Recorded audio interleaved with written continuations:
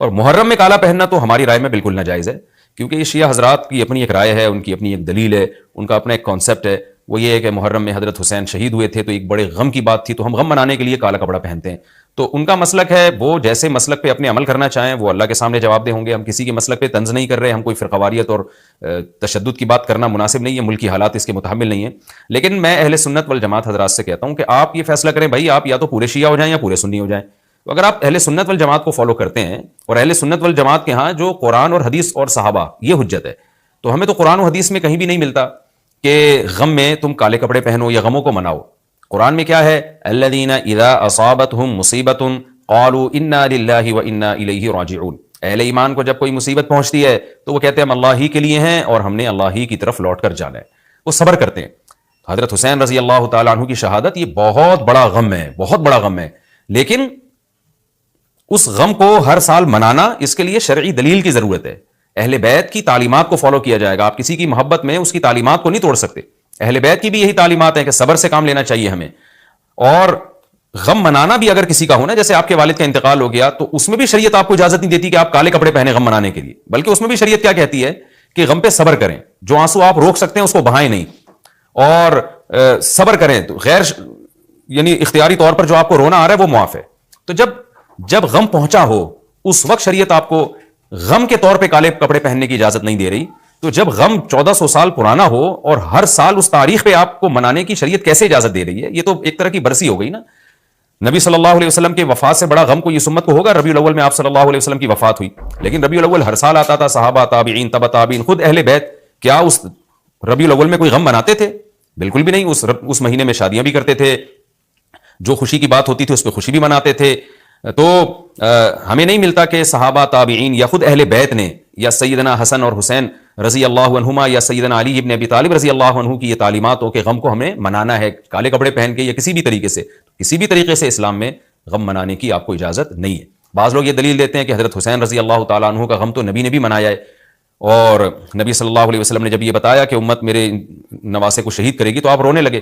دیکھیں، جب نبی کو اطلاع ملی تھی تو آپ غمزدہ ہوئے، تو آپ کا رونا بالکل بجا تھا.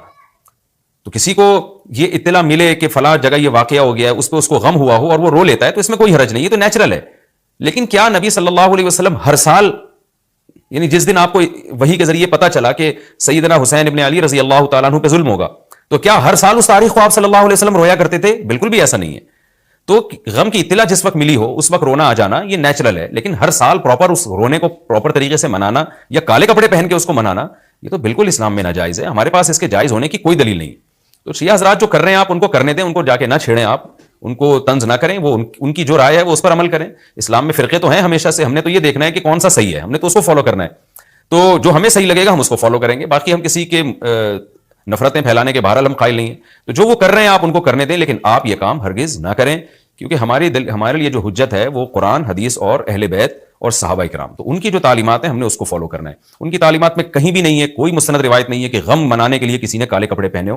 غم منانا ہی جائز نہیں ہے، تو اس کے لیے کالے کپڑے یا کوئی اور کلر پہننا کہاں سے جائز ہو جائے گا؟ تو اس لیے محرم میں نارملی تو کوئی بھی وقت میں آپ کالے کپڑے پہن سکتے ہیں، لیکن محرم میں جب آپ پہنیں گے تو اس میں ایک تائید ہوتی ہے کہ گویا آپ بھی اس بدعت میں ان کی تائید کر رہے ہیں. اور رسول اللہ صلی اللہ علیہ وسلم نے فرمایا من تشبہ بقوم فہو منہم، جو کسی قوم کی مشابہت اختیار کرتا ہے وہ انہی میں سے ہے. تو اگر آپ چاہتے ہیں کہ آپ کا شمار قیامت میں اہل سنت والجماعت میں نہ ہو، آپ کو شیعہ مسلک ٹھیک لگتا ہے، تو پھر پراپر آپ شیعہ مسلک پورے طور پر اختیار کریں. آپ آدھا تیتر آدھا بٹیر چلنا تو ٹھیک نہیں ہے نا. اور اگر آپ چاہتے ہیں قیامت میں آپ کا شمار اہل سنت والجماعت میں ہو تو پھر مکمل اہل سنت والجماعت کو فالو کریں آپ. تو ان کو جو ہے اپنے حال پہ چھوڑ دیں. میں پھر بتا دوں، میں لڑائی جھگڑوں کا قائل نہیں ہوں. شیعہ حضرات آتے ہیں یہاں پہ بیٹھتے ہیں، گپ شپ لگاتے ہیں، چائے پانی بھی چلتا ہے. میرے دوستوں میں بھی ہیں بعض شیعہ حضرات، سلام دعا ہے ان سے، لیکن مذہب پہ بحث نہیں ہوتی. لکم دینکم ولی دین. ہم اس سے کہتے ہیں ٹھیک ہے بھائی، آپ اپنے رائے پر عمل کریں، بحث مباحثہ نہ کریں. ہاں، جو سیکھنے کے لیے ہم سے آنا چاہے محبت سے اس کو سمجھائیں گے، جو نہیں آ رہا سیکھنے کے لیے تو پھر ہم اس سے بحث نہیں کرتے. تو لڑائی جھگڑے نہ کریں. لیکن سنی حضرات کو، اہل سنت والجماعت کو، والجماعت کا مطلب کیا ہے؟ ہم حدیث کو بھی مانتے ہیں، والجماعت صحابہ کو بھی مانتے ہیں.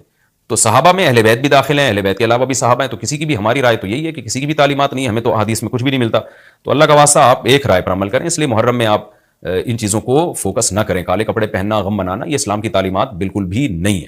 تو یہ تو میں نے سوال کا جواب دیا کہ محرم میں اسپیسیفک کالے کپڑے اگر آپ پہنیں گے تو یہ ایک بدعت کی تائید ہوگی. تو نبی صلی اللہ علیہ وسلم نے تائید سے منع کیا ہے.